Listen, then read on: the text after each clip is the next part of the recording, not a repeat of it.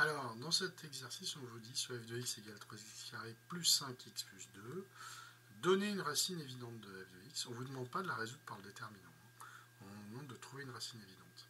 Alors, je vous rappelle, les racines évidentes, on les choisit entre moins 2, moins 1, 0, 1 et 2. Éventuellement, moins 3 et 3. Donc là, ce qu'on voit à 0, c'est pas possible puisqu'on a un terme constant. Tout ce qui est positif, ça ne va pas être possible parce que ça va faire un terme positif, plus un terme positif, plus un terme positif, ça ne peut pas s'annuler. Donc c'est forcément une racine négative. Et bon, bah, la plus simple, c'est moins 1. Alors vous calculez 3 fois moins 1 au carré, ça fait 3 fois 1, ça fait 3, plus 5 fois moins 1, donc ça fait moins 5. 3 moins 5 plus 2, ça fait 0. On voit ici que f de moins 1 égale 3 moins 5 plus 2 est égal à 0. Donc, moins 1, on en conclut que moins 1 est racine de f. C'est une des valeurs qui annule f. Donc, on pose x1 égale moins 1, la première racine.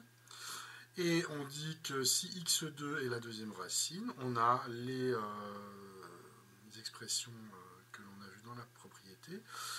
Cette expression est vérifiée. Le produit des racines est égal à c sur a. Avec x1 égale moins 1, c qui est égal à 2 et a qui est égal à 3. On remplace les valeurs connues, ce qui nous donne moins x2 égale 2 tiers. Et finalement, x2 égale moins 2 tiers. Alors, je vous rappelle qu'en contrôle, eh bien, on sait que normalement, x1 plus x2 doit être égal à moins b sur a. Donc on fait alors attention, on n'écrit pas l'égalité que l'on veut contrôler. On calcule chacun des termes. On calcule x1 plus x2, donc c'est moins 1 moins 2 tiers. Moins 1 c'est moins 3 tiers, moins 2 tiers, donc ça fait moins 5 tiers.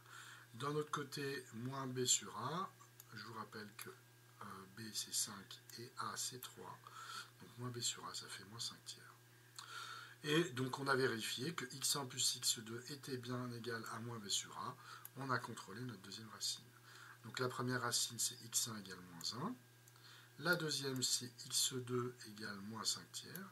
Finalement on peut factoriser f de x sous la forme a x moins x1, x moins x2, et en remplaçant par les valeurs, avec une petite réduction puisqu'on a des racines négatives, on obtient f de x égale 3 facteurs de x plus 1 facteur de x plus 5 tiers. Voilà.